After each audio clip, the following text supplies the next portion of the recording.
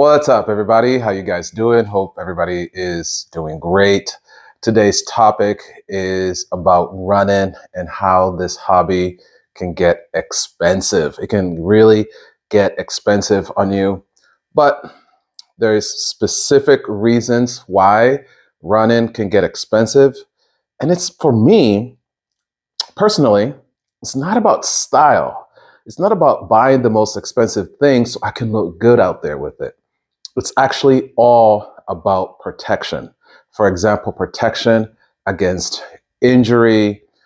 Maybe I'm using some things for data.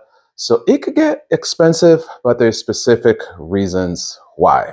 And this is something I want to talk to you guys about. Hey, everybody, my name is Coach Kimani. I'm an everyday runner and I'm also competitive. And I coach cross country and track out here in beautiful Arizona. So let's get started. Just like any other hobby, I have other hobbies, like I'm a drummer. So sometimes you might see me drumming. I'm a DJ, but my DJ hobby, it's a hobby that pays.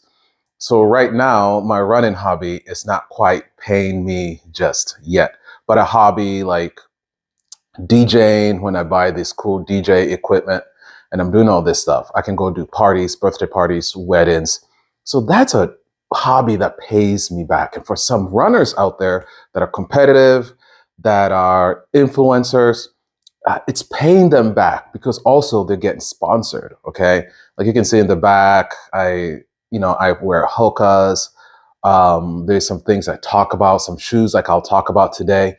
I'm not sponsored just yet. So this hobby that I spent a lot of money on, I'm not getting paid back yet, but it does pay some dividends at the end because I'm using these things for protection, especially things like injury preventions, those type of things. So let's talk about this expensive hobby of mine, which is called running. The first thing I want to talk to you guys about is the most important thing as a runner. If you're going to pick up running and you say, you know what, tonight I'm going to pick up running, what's the first thing I need to do? As a coach, I'll tell you that the most important thing you need to do is pick out the right shoes. Even as an educator, as a teacher, I'm walking all the time, each and every single day. I'm on my feet. I'm literally under 10,000 steps. So the shoes I even wear, my everyday shoes are really, really important. So I do spend some money on some really important shoes. So let's talk about my running shoes. So the first thing is running shoes can get really expensive and they can get out of hand. And there's some ways to get around it. You can look for clearance.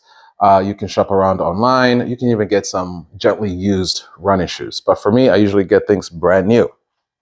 Now, these right here, these are not everyday shoes. These are the Rocket 3 X3 shoes, okay? These are my racing shoes. Now with these shoes, these are more of my 10K half marathon racing shoes. This thing right here will cost you around $275. Now, luckily, I had a gift card from a good friend of mine, and then I had another gift card. So at the end of the day, I only spent like $50 with this shoe.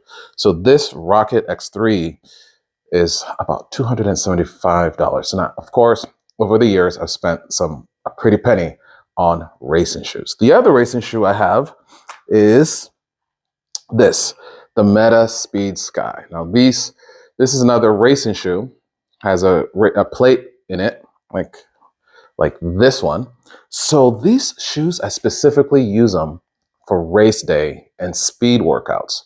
Okay, these shoes are supposed to last you a couple hundred miles, but they're not everyday shoe. I cannot get out there and run every day on these racing shoes. Okay, you're not going to see me shopping Target runs, Walmart with my racing shoes. You might see me out there, maybe with my everyday trainers. Even my everyday trainers, I do not wear them every day. I have specific shoes that I wear every day. So that's the key. Even though this shoe maybe cost me like $280, really expensive for a shoe, it's not an everyday shoe. It's specifically for racing. So this shoe, if I use it right, it's going to last me for a couple years. And then in a couple years, I can buy another race shoe. Now this shoe, I'm only using it for speed workouts and 5K races. I might put it on for a 10K. You can use this thing even half marathons. I see people using it for a marathon, but for me, I really like it for a 5K race. And then, so you see, I have two different pairs for race day shoes, but these things are gonna last me a couple years, even though they're super expensive. And you're like, oh my God, he spent $200 some on shoes. Yeah, but they're not every day. They're specifically for race shoes. So even so, I'm gonna go, hey, I spent a lot of money. It's a good investment. And so I'm not gonna go out there and wear them every day, cut my grass, go do all kinds of stuff with them. They're a huge investment. And the specific, now I don't buy those for style, even though they look cool, they look nice. They're really just for race, stability, and they have the plate in them. So there's specific reasons why I use those shoes, and they're super light. The other thing is clothes. Clothes can also get really expensive. And another thing, again and again, it's not for style. So I have these shorts here. I'm gonna show you these shorts here. Okay, these are also my racing shorts. Okay, so these are really cool. These are tights. These are distance tights.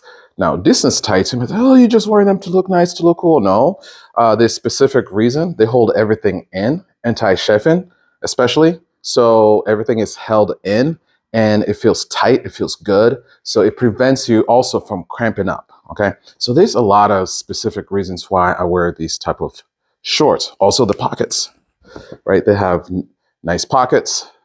This pocket in the back here was with a zipper, so I can put my car keys. So when I'm going on a long distance, I can put my car keys in there. Gels, right? I can put gels in there. So all kinds of stuff. So these shorts were like, they're New Balances. They cost about $75. So I'm going to the store and you might be like, you're gonna spend $75 on just a pair of shorts. Why don't you just wear normal shorts? No, these are really important, especially when you're running those long distances. If I'm putting in 20 miles, 18 miles, these come real handy. And also for race day. But for race day, I love these guys here. Okay. These are specifically for race day. All right. They're really cool. They hold everything tight too. Okay. They hold everything tight. Also, they have pockets back here. Right? For gels. So you're going to put your pocket. So you're not carrying another, what do you call those things? Where you're clipping things on. These things can hold everything that you need. Even a small water bottle. You can hold a small water bottle, your phone, your keys.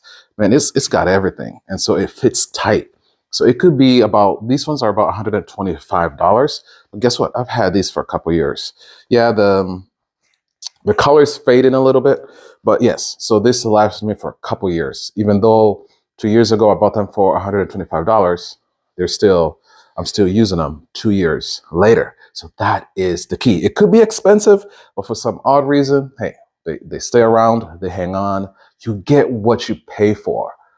If I bought some cheapo shorts, they're probably gonna, with all the running that I do, it's gonna be painful because it's not holding everything in. And then it's only going to last me for a couple months. So I might buy shorts for $25. In a month later, I need to buy new shorts, that way. So if I just spend a few, maybe $100 on good shorts, those shorts would last me forever. And then a little bit of accessories, okay? Here's the thing. It's another thing, the shocks. I talked about these before. Shocks, these are really cool. I love these things because you can put them on, listen to music, take phone calls, whatever, and they hold on really nice. All right. But you can see that I can still listen to music and still hear my surroundings. So if I'm out there running on the road, I can still hear traffic. I can hear a car coming. I can hear a cyclist coming, but I'm still enjoying my music. I'm still enjoying my podcast. Even during race day, I really love these during race day. Okay, because I can still listen to music, get pumped up while I'm racing, and I can still hear everything that's going on. I can even talk to guys next to me, girls next to me, people that were pacing with each other. So other runners, right? I can hear them. We can talk. I can still hold conversations while I listen to music. And this cool thing right here saved my life the other day. I was running a half marathon and we got lost. There was a front pack of leaders. And then I was leading the second pack in this race, this half marathon race up in Lake Havasu. We get lost. Okay. I'm leading, there's like 20 of us that are totally lost and we have no idea where we are. I've never ran this race before. I'm not familiar with this city. I don't know where I'm at. So during the race, I'm running in a great pace. I call my wife and I say, Amy, man, we're lost. And she tracks me in Life 360 so she can see me and she can see the course map. So she has a course map on her phone and she can see where I'm at. So she directs us back into the right path. So these things literally saved my life that day. So these shocks are really cool. You can even hear the bass in them. But they are expensive. They're a little bit over $100. Guess what? I've had these for a couple years, so they last me long. I don't like those heavy headphones, noise cancellations, because I still can't hear my surroundings, and they're heavy, they're bulky. These are anti-sweat, so you can sweat as much as you want. They're not going to mess up. Other headphones I had, they'll sweat. I'll sweat a lot, and then they'll break down. So I'll go to Walmart, buy $25 headphones, even $50 headphones, and 2 months later, they're gone. I'm buying new ones. And I don't like those little guys, all the time you see also people losing their earbuds, right? I don't like earbuds because people, every time I'm in a race, there's somebody that's lost an earbud, there's somebody looking for one because they lose them during the race. These, you're not going to lose them. So another expensive thing there. And yep, this is not for style, not for style, right? And then my glasses. I have some glasses that I wear for protection, and these are really cool.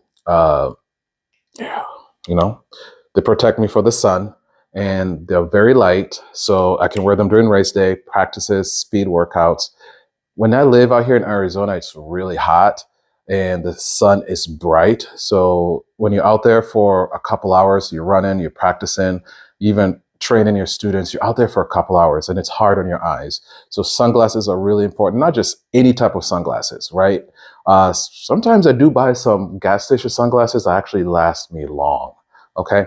So the idea is I'm not that great at shopping and looking for deals. Okay, that's where the wife comes in. My wife is really good at shopping around, looking for deals. So you can get away with that. The best thing to do is have a specific budget for your running, but it's all worth it. Anywhere from sunglasses, headphones, shirts, shoes, shorts, pants, whatever. It's really beneficial for you to have the right equipment. Like every time I talk to my students, as I coach my students the first day of the season, even before the season starts, I email parents and I tell them, hey, they need the right type of shoes. They need the right type of clothing. There's specific things they need to be successful runners. And this is not for style at all. This is for protection, injury protection, right?